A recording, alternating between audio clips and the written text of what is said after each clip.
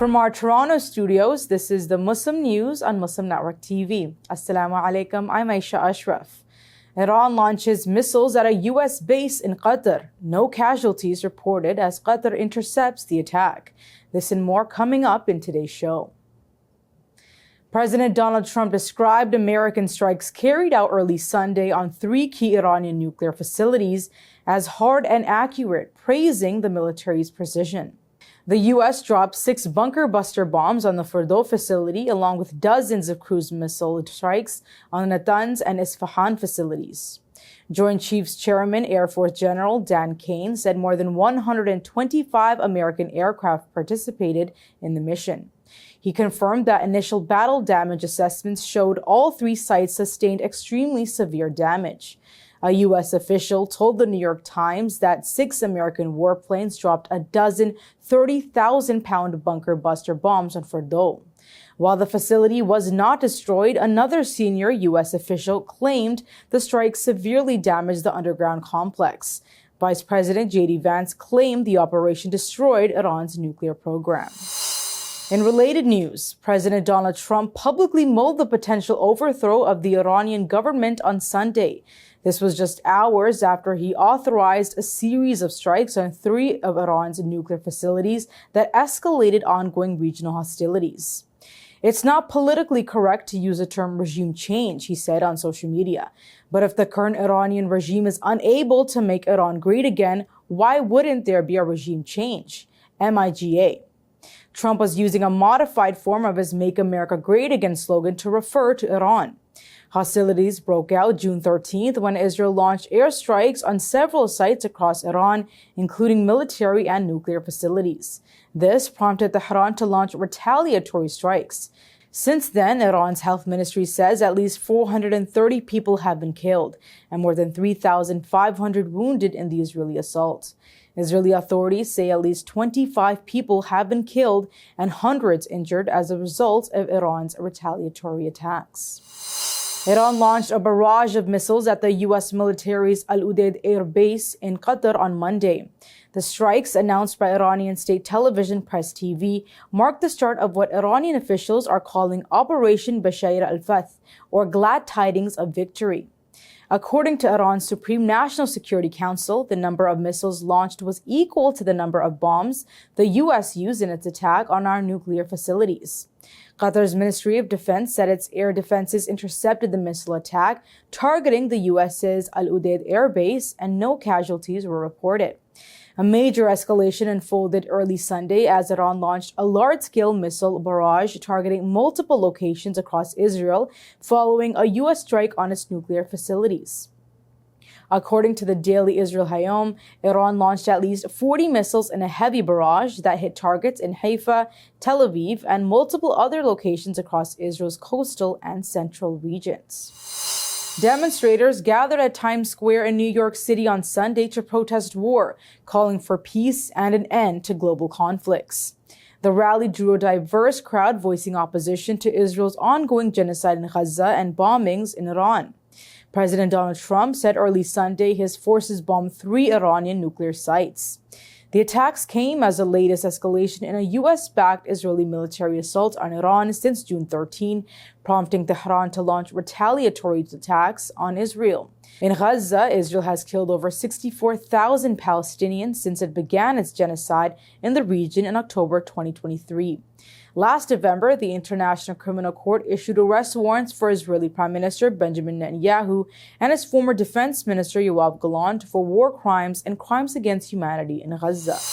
Protesters gathered near Embarcadero Plaza in San Francisco on Sunday to demonstrate against a recent U.S. attack on Iran amid escalating conflict between Israel and Iran. The rally, organized under the banner No War on Iran, drew dozens of participants calling for de-escalation and an end to military action. Pro-Palestinian activist Mahmoud Khalil returns to Columbia University protests just a day after his release from ICE detention. Details coming up next.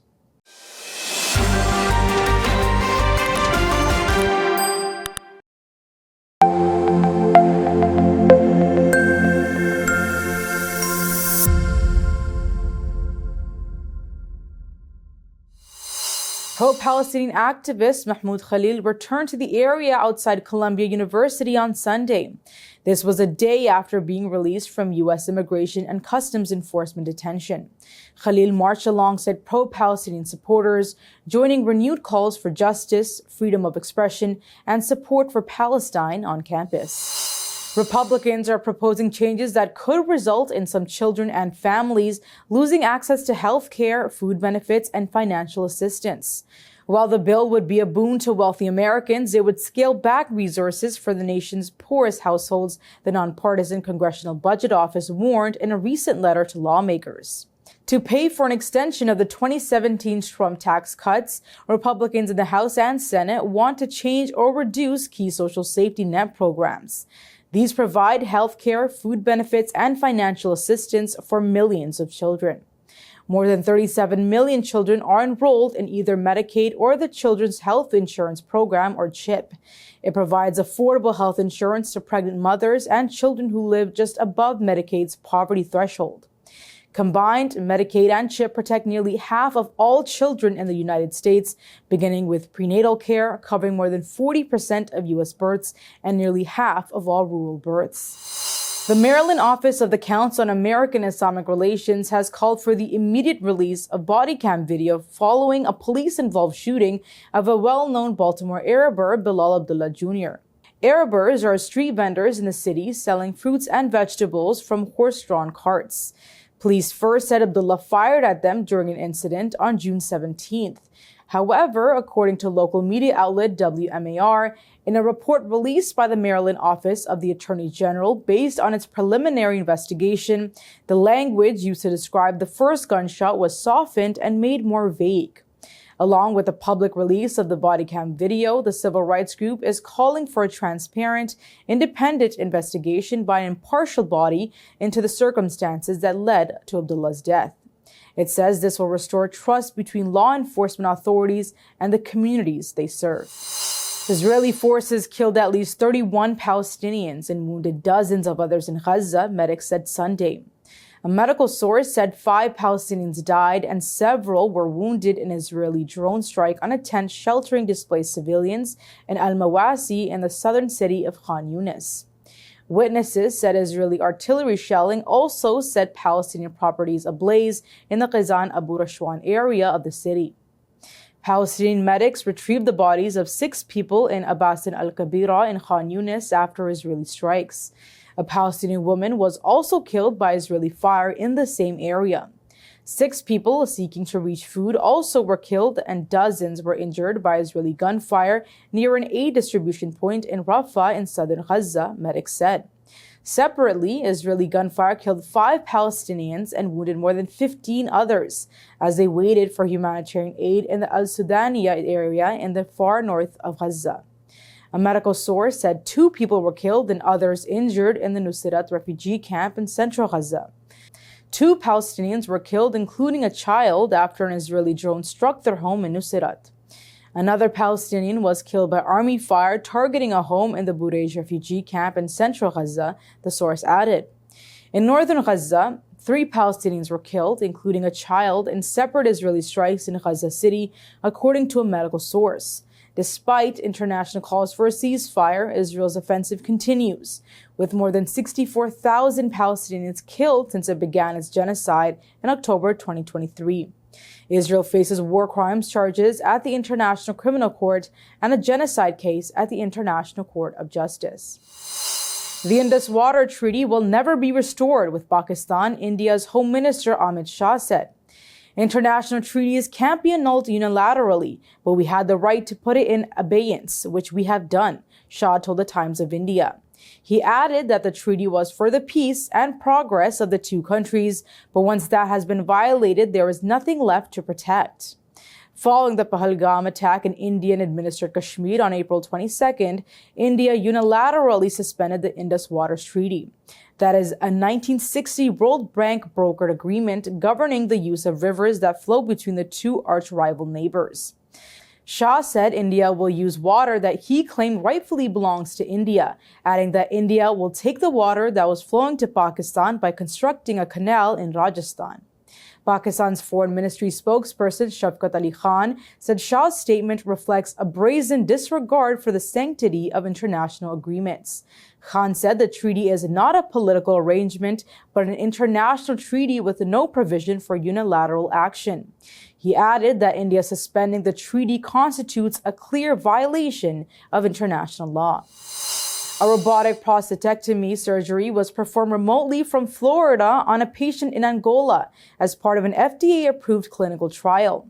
Dr. Vip Patel with the Global Robotics Institute at Advent Health said the robotic system is connected to multiple global locations, including Kuwait, Morocco, and Angola. It allows for the potential to provide medical care globally from a single location, he said. People have operated at a distance before, and telesurgery is becoming more and more common. But it's never been done in this way at this distance, Patel said. Analysts say the procedure performed at Advent Health Global Robotics Institute could significantly impact global healthcare. It would provide advanced surgical options to patients in underserved regions that otherwise lack access to advanced medical care. That's all from our Toronto studios. Thank you for watching Muslim News. We are a community channel dedicated to bringing you stories you can trust. Please like, share, and subscribe to our content. You can also comment to let us know what you think of our coverage. You can donate now by visiting muslimnetwork.tv/donate. For more content, keep watching Muslim Network TV. Salam.